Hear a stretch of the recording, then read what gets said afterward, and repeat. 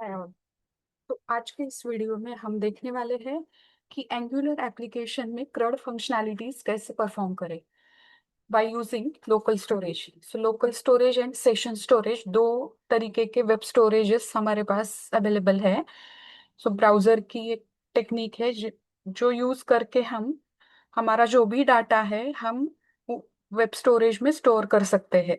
5 MB तक data हम उसमें स्टोर कर सकते हैं। तो ये जो क्वेश्चन है कॉमनली इंटरव्यूज में या मशीन राउंड जो भी होता है तो उसमें ये क्वेश्चंस पूछा जाता है। तो क्रड का मतलब क्या है कि जैसे हम जानते हैं कि क्रड means create read update and delete functionalities. जो भी डाटा हमारे पास प्रेजेंट है तो उसके ऊपर ये फंक्शनैलिटीज यूज करके हम एक एप्लीकेशन यहाँ पे बनाने वाले हैं। तो जैसे कि आप देख सकते हैं ये जो भी पेज है दो पार्ट्स में डिवाइड किया है। तो राइट साइड में हम देख सकते हैं उसमें प्रोडक्ट लिस्ट है। तो जितने भी प्रोडक्ट्स अवेलेबल है हमारे पास वो प्रोडक्ट लिस्ट में हम डिस्प्ले करने वाले हैं। on the left side of the screen we have a product form. तो प्रोडक्ट फॉर्म का यूज करके हम जो भी डेटा है हमारा हम लोकल स्टोरेज में स्टोर करेंगे। एंड उसी टाइम पे जो भी डेटा लोकल स्टोरेज में अवेलेबल है हम यहाँ पे लिस्ट में डिस्प्ले करेंगे। हम इसमें एडिट और डिलीट फंक्शनैलिटीज भी यूज करने वाले हैं। जैसे कि यहाँ पे मैंने फर्स्ट रिकॉर्ड पे क्लिक किया, मुझे ये रिकॉर्ड्स यहाँ पे मुझे दिखेंगे। अगर मैं यहाँ पे कुछ अपडेशंस करना चाहती हूँ तो वो मैं यहाँ पे इजीली परफॉर्म कर सकती हूँ और वो चेंजेस जो भी मैंने किए यहाँ पे रिफ्लेक्ट होंगे। और एट द सेम टाइम हम यहाँ पे जितने भी लिस्ट में प्रोडक्ट्स है अगर वो रिक्वायरमेंट नहीं है तो हम डिलीट भी कर सकते हैं। तो ये हमारा जनरल एक एप्लीकेशन है क्रड एप्लीकेशन इन एंगुलर जो कि हम लोकल स्टोरेज यूज करके बनाने वाले हैं।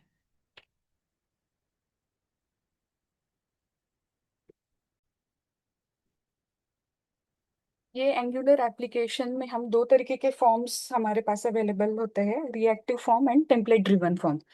अब हम इस एप्लीकेशन में रिएक्टिव फॉर्म्स यूज करने वाले हैं।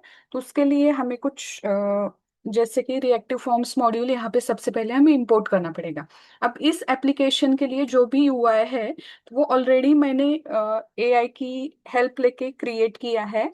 सो आप भी आप चैट जीपीटी या क्लाउड या बोल्ट यूआई जो भी एआई टूल आपको आता है तो वो टूल यूज करके आप ये जो भी HTML फॉर्म है वो डिजाइन कर सकते हो। अब हम कंपोनेंट फाइल में आएंगे तो सबसे पहले हम यहाँ पे रिएक्टिव फॉर्म्स मॉड्यूल यूज करने वाले हैं तो उसका यहाँ पे मैं इंपोर्ट करती हूँ। सो इंपोर्ट के लिए मुझे चाहिए रिएक्टिव फॉर्म्स मॉड्यूल। अब सबसे पहले मुझे फॉर्म या क्लास लेवल पे वेरिएबल्स डिक्लेयर करने होंगे। इस एप्लीकेशन में हम क्या करने वाले हैं कि जो भी हमारे पास प्रोडक्ट की इंफॉर्मेशन है जैसे कि product name is there, quantity, price is there. So वो जो भी इंफॉर्मेशन है सबसे पहले हम एक लिस्ट में स्टोर करेंगे, मतलब एक एरे में स्टोर करेंगे। उसके बाद वो एरे को हम लोकल स्टोरेज में सेव करेंगे। तो जो भी वेरिएबल्स यहाँ पे फॉर्म लेवल पे चाहिए या क्लास लेवल पे चाहिए वो हम डिक्लेयर करेंगे। तो सबसे पहले हमें एक फॉर्म ग्रुप टाइप का एक वेरिएबल डिक्लेयर करना पड़ेगा। तो उसका नाम यहाँ पे मैं देती हूँ प्रोडक्ट फॉर्म।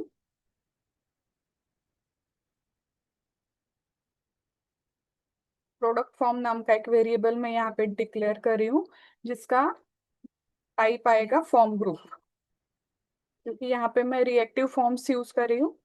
तो इसलिए मुझे चाहिए प्रोडक्ट फॉर्म ग्रुप का एक वेरिएबल। उसके बाद हम जो भी डेटा है वो हम लिस्ट फॉर्मेट में स्टोर करेंगे। तो उसके लिए मैं यहाँ पे प्रोडक्ट लिस्ट नाम का एक वेरिएबल डिक्लेयर कर रही हूँ। अभी के लिए मैं यहाँ पे एनी टाइप यूज कर रही हूँ और एक एरे बना रही हूँ। तो जो भी डाटा रहेगा हमारा प्रोडक्ट का, जितने भी प्रोडक्ट्स यूजर एंटर करेगा वो प्रोडक्ट लिस्ट नाम के एक वेरिएबल में स्टोर करेंगे हम। सो करंटली अभी मुझे ये दो वेरिएबल्स चाहिए। अब कंस्ट्रक्टर लेवल में क्या करूंगी मैं, तो जितने भी मेरे वेरिएबल्स है तो उसका इनिशियलाइजेशन में कंस्ट्रक्टर में करूंगी।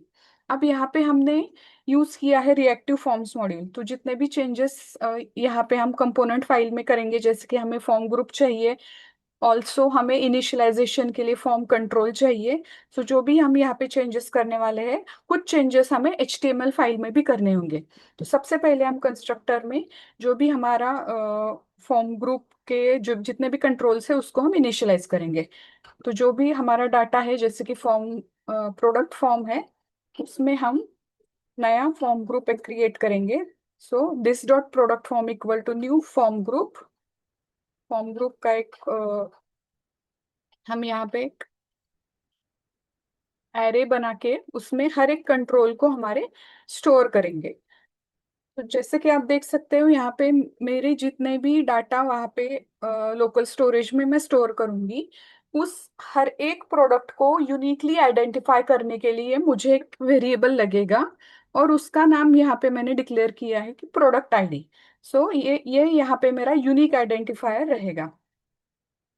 ये क्या है कि ये फॉर्म कंट्रोल है individual. So we can say this form control and form group are nothing but a building blocks of reactive forms module. So जैसे कि मैंने यहाँ पे फॉर्म और प्रोडक्ट आईडी जो भी डिक्लेयर किया है, तो उसको मैं इनिशियली 0 वैल्यू असाइन करूंगी। सिमिलरली जितने भी मेरे यहाँ पे फॉर्म ग्रुप के कंट्रोल्स है, मैं उसको इनिशियलाइज करूंगी। तो जैसे कि हमने वहाँ पे देखा फॉर्म में, ब्राउजर में जैसे कि हमने देखा कि प्रोडक्ट के लिए मेरे कंट्रोल्स रहेंगे, प्रोडक्ट आईडी रहेगा, प्रोडक्ट नेम रहेगा, क्वांटिटी रहेगी और प्राइस रहेगा। तो वो भी यहाँ पे मैं डिक्लेयर करके लेती हूँ। तो सेकंड जो भी मेरा वेरिएबल रहेगा कि प्रोडक्ट नेम है, प्रोडक्ट नेम मेरा स्ट्रिंग रहेगा, इसलिए मैं एम्प्टी स्ट्रिंग यहाँ पे और एम्प्टी से इनिशियलाइज कर रही हूँ। थर्ड जो भी रहेगा मेरा क्वांटिटी रहेगा, उसको भी मैं यहाँ पे इनिशियलाइज करूंगी। क्वांटिटी रहेगी मेरी, और क्वांटिटी 0 से इनिशियलाइज होगी। वन मोर यहाँ पे एक मेरा वेरिएबल रहेगा, और वो है प्राइस। प्राइस भी मेरा रहेगा और 0 से इनिशियलाइज होगा। सो जो भी प्रोडक्ट के लिए जितने भी वेरिएबल्स लगेंगे, तो वो यहाँ पे मैंने इनिशियलाइज करके लिए हैं। सो ये मेरा हुआ कंस्ट्रक्टर पे basic initialization for the form group and each of the form control. So जो भी यहाँ पे हमने इनिशियलाइजेशन किया, इसके अकॉर्डिंगली हम कुछ चेंजेस हमारे HTML फाइल में भी करेंगे। सो जैसे कि मेरे फॉर्म ग्रुप का नाम है प्रोडक्ट फॉर्म, तो ये हम यहाँ पे ऐड करने वाले हैं HTML में हमारा जो भी फॉर्म टैग है। सो यहाँ पे मैं फॉर्म ग्रुप इक्वल टू जो भी मेरे फॉर्म ग्रुप का नेम मैंने क्लास फाइल में दिया है, वो यहाँ पे असाइन किया मैंने। उसके साथ ही मेरा फॉर्म कंट्रोल नेम चाहिए।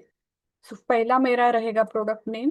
तो जैसे यहाँ पे नेम है, नेम के लिए इनपुट कंट्रोल है, यहाँ पे मैं देने वाली हूँ फॉर्म कंट्रोल नेम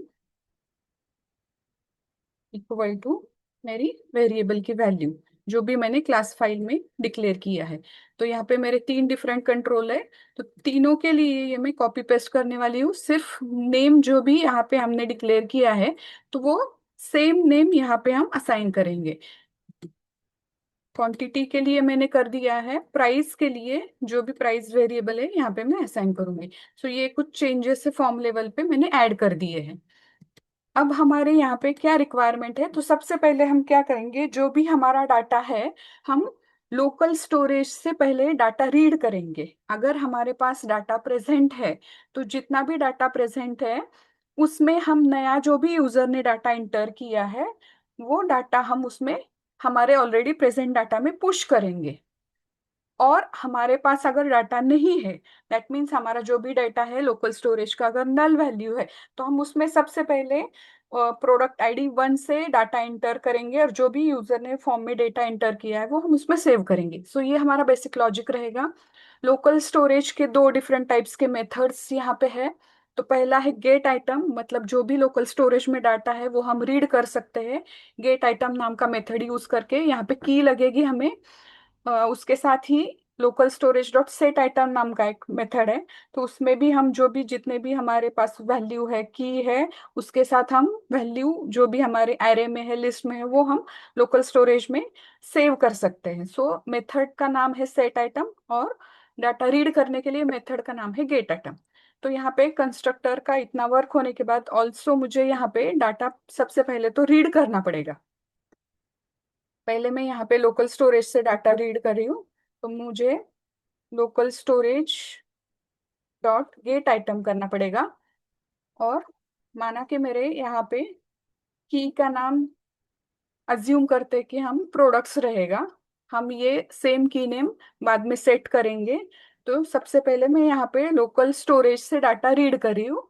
की का नाम है मेरे प्रोडक्ट्स, तो जो भी डाटा हमने रीड किया है लोकल स्टोरेज से, तो वो डाटा स्टोर करने के लिए यहाँ पे मुझे एक वेरिएबल चाहिए। तो उसको मैंने नाम दिया local data. So local data equal to local storage dot get item करके मैंने डाटा निकाल दिया लोकल स्टोरेज से। अगर मेरा डाटा यहाँ पे नल नहीं है, तो यहाँ पे मैं चेक करूंगी local data not equal to null. तो मैं क्या करूंगी यहाँ पे, जो भी मेरा लोकल डाटा है, तो मैं यहाँ पे मैंने एक वेरिएबल डिक्लेयर किया है लिस्ट, तो उसमें मैं डाटा वो असाइन करूंगी। सो यहाँ पे मेरा प्रोडक्ट लिस्ट इक्वल टू आएगा लोकल डाटा। अब यहाँ पे लोकल स्टोरेज में जो भी डाटा हम सेव करेंगे, वो सिर्फ स्ट्रिंग फॉर्मेट में डेटा को अंडरस्टैंड करता है, तो वो स्ट्रिंग को ही समझता है। लेकिन हमारे यहाँ पे कंपोनेंट फाइल में है या क्लास फाइल में है, ऑब्जेक्ट में डाटा को यूटिलाइज करते हैं। सो ये जो कन्वर्जन है लिस्ट में डालने से पहले मुझे यहाँ पे वो जो भी डाटा है लोकल स्टोरेज का, वो मुझे पार्स कर लेना पड़ेगा यहाँ पे। दैट मीन्स हम यहाँ पे डेटा जो भी है वो हम ऑब्जेक्ट में कन्वर्ट करके लेने वाले हैं। तो ये मेरा इंपॉर्टेंट स्टेप रहेगा यहाँ पे। लिस्ट में डेटा डालने से पहले मैं जेसन डॉट पार्स यूज करूंगी यहाँ पे। तो ये पार्स क्या करता है, कन्वर्ट्स अ जेसन स्ट्रिंग इनटू ऑब्जेक्ट। मतलब हमारे लोकल स्टोरेज में जो भी स्ट्रिंग फॉर्मेट में डेटा है उसको ऑब्जेक्ट में कन्वर्ट करता है, और वो हमने यहाँ पे प्रोडक्ट लिस्ट नाम के एक वेरिएबल में स्टोर कर दिया है। तो इतना मेरा कंस्ट्रक्टर का भी फिलहाल में इतना रहेगा मेरा। तो वो हम यहाँ पे जो भी डाटा है हम यहाँ पे यूज करेंगे। अब नेक्स्ट मेरी फंक्शनैलिटी क्या रहेगी कि जैसे ही यूजर, यहाँ पे एक बटन दिया है मैंने ऐड प्रोडक्ट करके, तो जैसे यूजर यहाँ पे ऐड बटन के ऊपर डाटा इंटर करके क्लिक करेगा, तो जो भी डेटा है मेरा वो हम लोकल स्टोरेज में ऐड करेंगे। तो इसके लिए मैंने यहाँ पे HTML फाइल में एक क्लिक इवेंट के लिए एक ऑन सेव नाम की एक मेथड बना दी है। तो उसके चेंजेस हम यहाँ पे करेंगे, तो वो मेथड मुझे यहाँ पे इम्प्लीमेंट करनी पड़ेगी। जैसे कि ऑन सेव नाम की मेथड है, तो ये अब इस एप्लीकेशन में जितने भी गेट आइटम है सेट आइटम है लोकल स्टोरेज पे यूज करके हम लगभग सभी मेथड पे या फंक्शन पे सेम फंक्शनैलिटी यूज करने वाले हैं। तो जैसे कि यूजर ने सेव पे क्लिक किया, तो क्या करने वाले हैं हम, सबसे पहले कि जो भी डाटा प्रेजेंट है हमारे लोकल स्टोरेज में, हम सबसे पहले वो रीड करेंगे। तो जैसे देखा हमने, रीड करने के लिए गेट आइटम नाम का मेथड है कि सपोज मेरी है प्रोडक्ट्स, तो local storage dot get item करके जो भी डेटा है मैं रीड करने वाली हूँ। उसके बाद का भी स्टेप सेम रहेगा कि जो भी डाटा है मेरा, तो मैं सबसे पहले चेक करूंगी कि डेटा नल है या नहीं।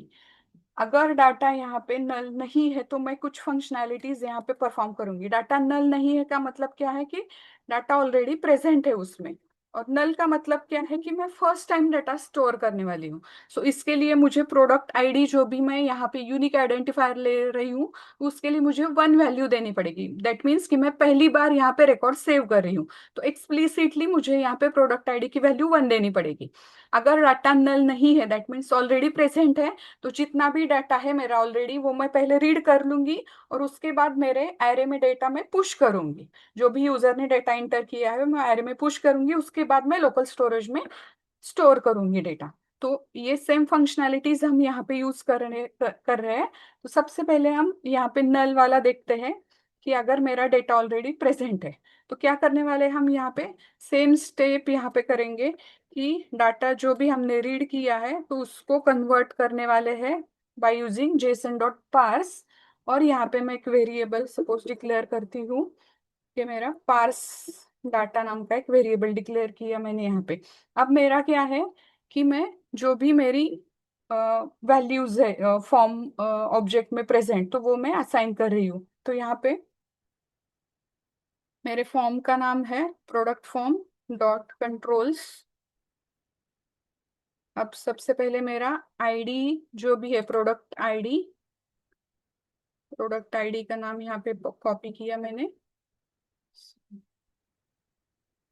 Product ID is name of my one of the control unique identifier. इसकी वैल्यू में यहाँ पे सेट कर रही हूँ। तो सेट वैल्यू नाम का हमारा इनबिल्ड मेथड है।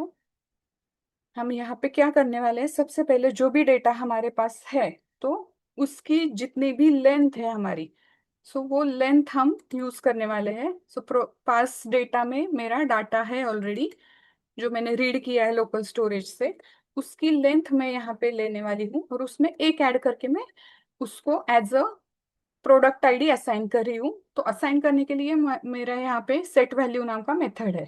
तो ये मैंने असाइन किया। अब रेस्ट के लिए मैं क्या करूँगी, जो भी डाटा मेरे पास प्रेजेंट है, तो वो मैं एरे में मेरे और मेरे लिस्ट में पुश करूँगी।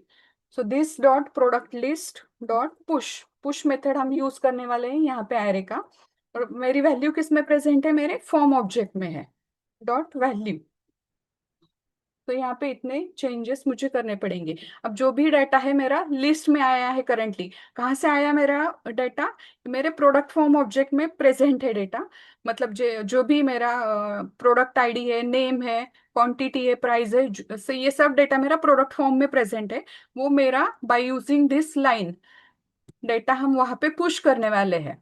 सो इसके बाद हम क्या करेंगे, जो भी डाटा है मेरा मुझे लोकल स्टोरेज में डालना है। तो लोकल स्टोरेज में डालने के लिए मैं यहाँ पे सेट आइटम नाम का मेथड यूज करूंगी। So local storage dot set item, set item में अब हमारी की क्या एज्यूम की थी हमने, कि प्रोडक्ट्स नाम की की हमारी, उस सेम की पे हम डाटा असाइन करने वाले हैं यहाँ पे।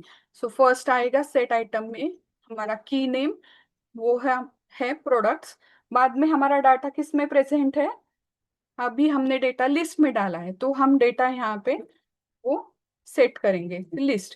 सो सेट आइटम करने से पहले और एक यहाँ पे हमें यूज करना पड़ेगा, और वो है parse, sorry, स्ट्रिंजिफाई।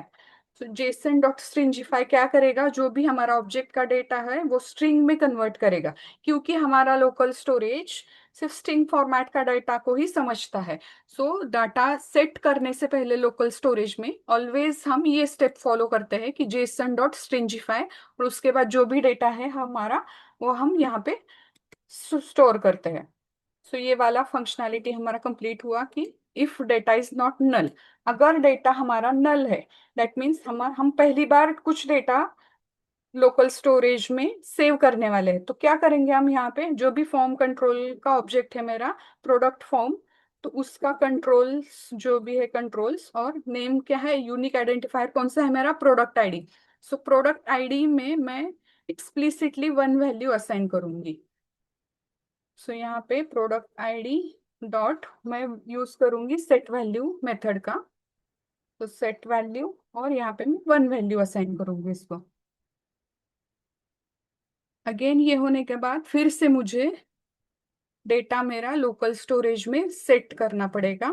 So same line में यहाँ पे कॉपी करती हूँ, लेकिन अभी मेरा लिस्ट में डेटा नहीं है, अभी मेरा डाटा कहाँ पे है, कि मेरे फॉर्म के इस वेरिएबल में है, प्रोडक्ट फॉर्म वेरिएबल में है।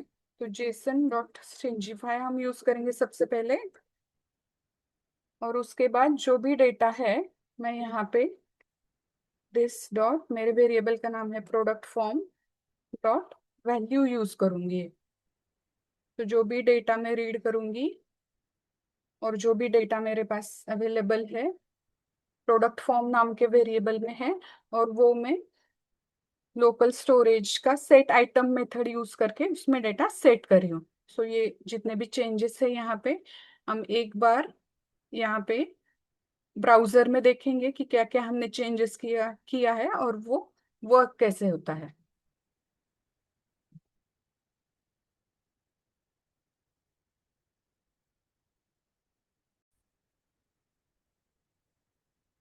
तो प्रोजेक्ट को मैंने एग्जीक्यूट किया है, जैसे कि आप देख सकते हो यहाँ पे हम आप टेस्टिंग करने वाले हैं।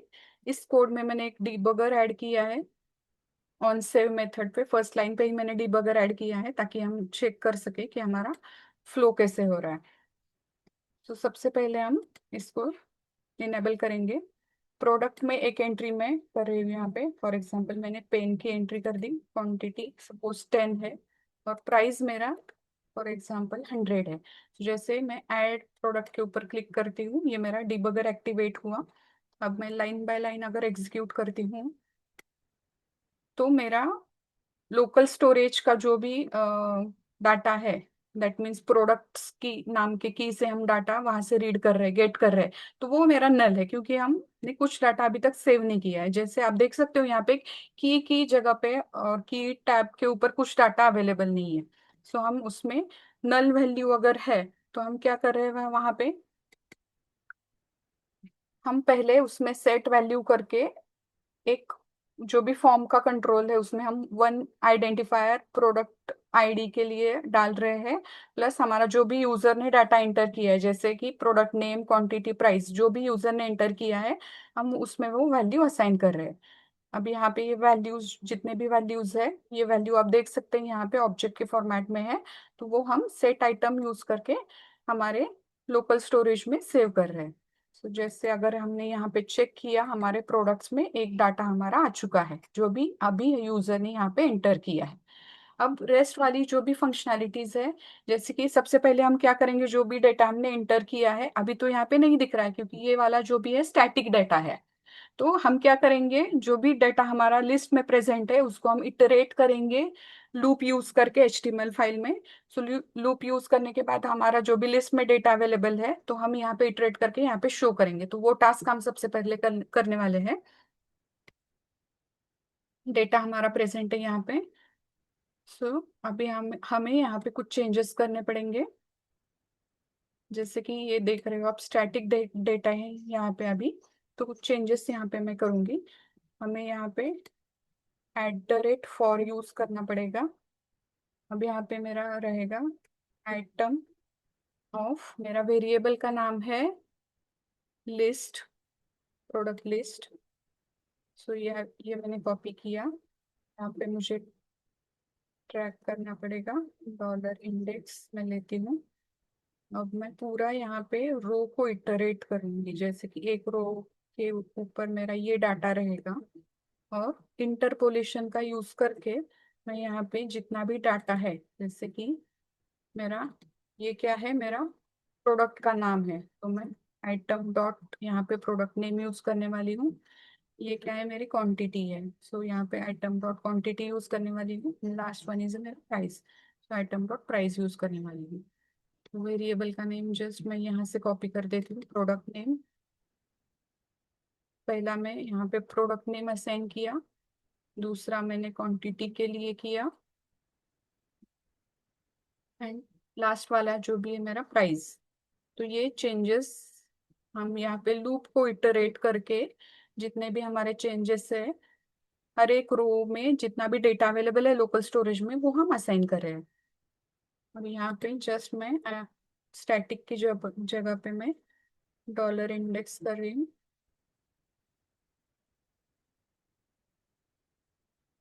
बन लेती हूँ यहाँ पे मैं, तो इतना मुझे चेंजेस करना पड़ेगा, तो ये हम देखते हैं। तो जो भी यूजर ने डाटा एंटर किया था, जैसे कि आप देख सकते हो वो यहाँ पे आ चुका है। और एक हम डाटा यहाँ पे एंटर करके देखेंगे। सेकेंडली सपोज मैंने प्रोडक्ट का नाम पीसी एंटर किया, मैंने 5 क्वांटिटी डाली उसमें, और प्राइस फॉर एग्जांपल मेरा 30,000 रहेगा। मैं ऐड प्रोडक्ट के ऊपर क्लिक करती हूँ तो डेटा मेरा यहाँ पे आएगा। अब यहाँ पे जैसे ही मैंने ऐड प्रोडक्ट के ऊपर क्लिक किया, मेरा ये वाला डेटा क्लियर होना चाहिए, तो उसके लिए हम कुछ चेंजेस करेंगे। जैसे कि डेटा ऐड हुआ है तो उसके बाद हम चेंजेस करने वाले हैं। जैसे कि जो भी डेटा है हमारा यहाँ पे इनिशियलाइजेशन हमने किया था, तो ये सेम लाइन लाइन हम कॉपी करेंगे, और ऐड होने के बाद मतलब सेव होने के बाद यहाँ पे हम यूज करेंगे।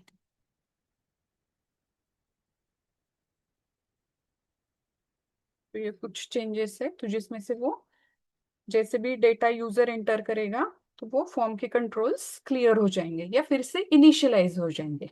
सो दो फंक्शनैलिटीज हमने यहाँ पे पूरी की है, एक तो हमने डेटा को सेव किया है, और जो भी डेटा लोकल स्टोरेज में हमारा प्रेजेंट है वो हमने इटरेट किया है। अब यहाँ पे और एक करने वाले हैं हम कि जो भी डेटा है हमारा एडिट करने वाले हैं और डिलीट करने वाले हैं। सो उसके लिए यहाँ पे मुझे HTML में सबसे पहले कुछ चेंजेस करने पड़ेंगे। हर एक रो के लिए मुझे एडिट एंड डिलीट दो बटन्स ऐड करने पड़ेंगे, तो वो चेंजेस मैं यहाँ पे HTML फाइल में करती हूँ। एट द सेम टाइम हमें एक्चुअली वो जो भी फंक्शनैलिटीज है डिलीट एंड एडिट का, तो वो भी हमें इम्प्लीमेंट करना पड़ेगा।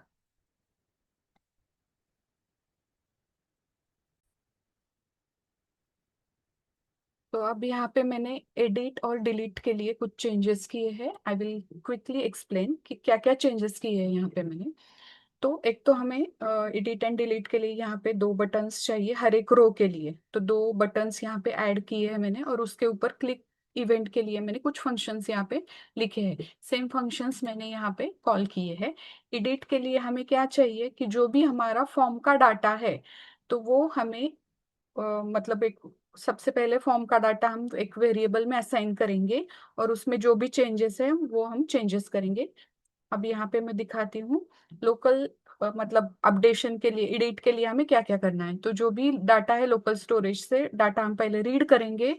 जो भी डाटा हमने लोकल स्टोरेज से रीड किया है, तो एक डाटा नाम के वेरिएबल में हमने यहाँ पे स्टोर किया है। अब हमें क्या करना है कि यूजर के रिक्वायरमेंट के अनुसार वो भी जो भी डाटा है तो उसको चेंजेस करने हैं।